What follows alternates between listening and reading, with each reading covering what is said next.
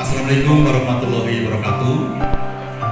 Bapak Ibu yang kami hormati, untuk kesempatan pagi hari ini kita masuk untuk hari yang kedua dalam pelaksanaan in-house training implementasi kurikulum Merdeka yang dilaksanakan di SMA Negeri 1 Bayat, yang insya Allah kita langsungkan untuk tanggal 10, 11, dan 12. Dan kali ini di hari kedua nanti kita akan bersama-sama untuk memahami tentang alur tujuan pembelajaran dan modul ajar yang akan disampaikan oleh Bapak Slamet Setiarno SPD MSI. Untuk itu marilah kita ikuti pemaparan berikut ini, kiranya boleh menjadi bekal kita mempersiapkan menghadapi tahun pelajaran baru 2022-2023 menggunakan kurikulum terbaru kita, yakni kurikulum Merdeka untuk anak didik kita yang tercinta. Selamat pagi dan selamat mengikuti. Alur tujuan pembelajaran dan modul ajar. Jadi alur tujuan pembelajaran dan modul ajar. Alur tujuan pembelajaran. Bapak dan Ibu, dari mana alur itu didapat nanti? Kalau dulu alur itu apa, Bapak? Alur tujuan pembelajaran kalau dulu apa itu? Silabus, betul. Dulu silabus. Kemudian modul ajar itu RPP-nya, tapi lebih lengkap ini, lebih lengkap. Nah, sesuai dengan kategori pilihan kita, sekolah kita kemarin adalah mandiri berubah. Mandiri berubah itu intinya apa kira-kira? Oh iya, nggak apa-apa. Jadi kurikulumnya nanti kita adopsi, tapi kalimatnya adopsi loh Bapak dan Ibu. Tidak mengadopsi menyeluruh, tapi disesuaikan dengan karakteristik sekolah kita. Disesuaikan. Jadi kalimatnya disesuaikan, diadopsi dan disesuaikan dengan sekolah kita, baik itu visi misinya maupun pengorganisasian pembelajaran nanti. Bapak dan Ibu masih ingat profil pelajar Pancasila ada berapa?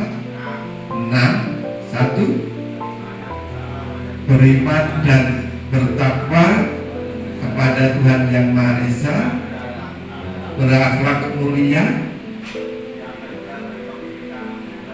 kebinekaan global, gotong royong, mandiri, bernalar kritis, kreatif. Nah, profil pelajar Pancasila ini, Bapak dan Ibu, bahwa pembelajaran nanti diarahkan berfokus pada siswa. Jadi kita kalau Ki Hajar Dewantara itu, guru itu diharapkan menghamba kepada siswa. Kalimatnya menghamba, Bapak. Melayani, bukan kalau menghamba itu bukan melayani siswa. Untuk guru juga, untuk guru. Makanya kalau saya bandingkan, pada awal-awal itu guru juga menentukan, kalau dulu untuk kriteria ketuntasan minimal itu salah satunya kan juga melihat kondisi awal siswa, ya. Tapi tidak seperti itu. Kita memberikan tes awal untuk apa ya? Untuk menentukan kira-kira siswa ini itu mau diajar seperti apa, maka disebut menghamba pada siswa. Jadi kalau siswa bodoh jangan salahkan bodoh, karena memang awalnya seperti itu.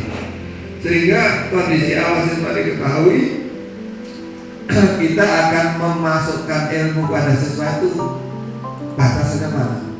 Maka perlu lingkungan sekolah yang kondusif, perlu budaya kebudayaan yang menyenangkan, perlu tenaga yang handal, sumber daya yang handal, dan itu diharapkan maka Bapak dan Ibu kita ini harus mengikuti walaupun tua.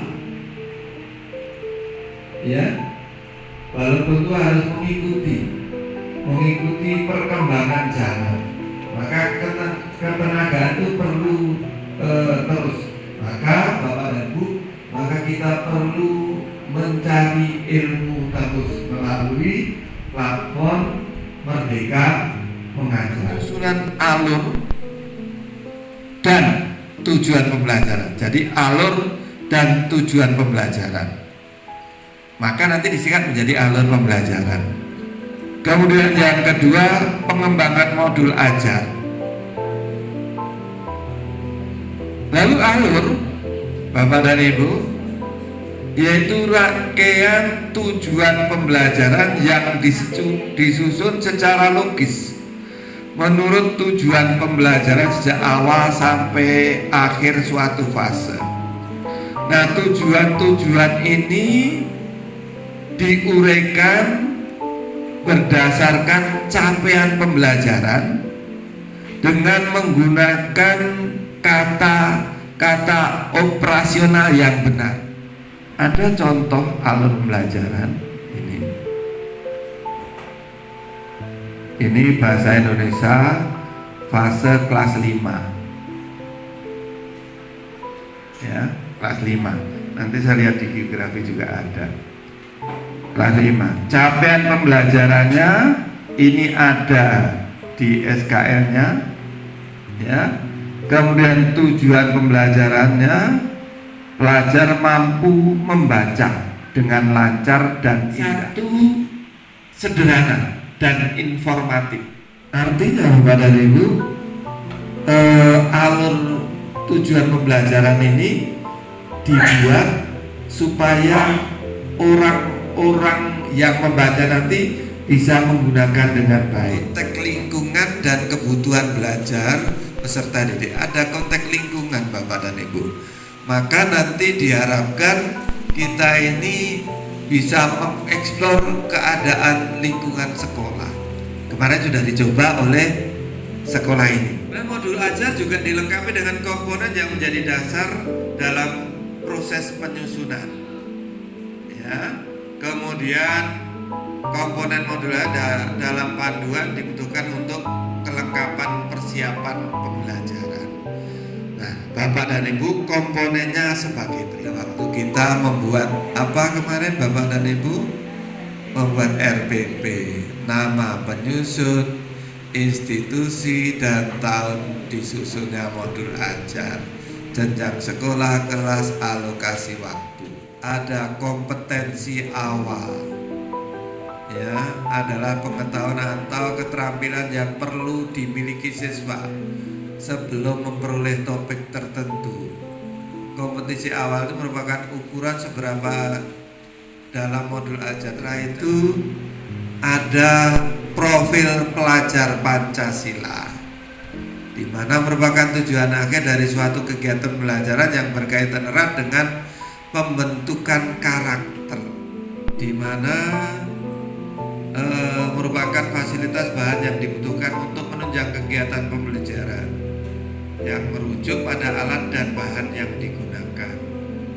Di dalamnya termasuk materi, sumber belajar, dan lain-lain yang relevan dengan kegiatan itu. Kemudian target peserta didik. Peserta didik yang menjadi target adalah peserta didik apa Bapak dan Ibu? Reguler.